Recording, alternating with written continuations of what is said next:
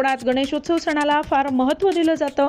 एरवी कामात झोकून देणारे मुंबईकर सुद्धा वेळात वेळ काढून आवर्जून गणेशोत्सवासाठी कामांच्या ठिकाणी रजा घेऊन कोकणात आलेले आपल्याला पाहायला मिळतात। रेल्वे, बस यांचं बुकिंग 3 ते 4 महिने आधीपासूनच केलं जातं।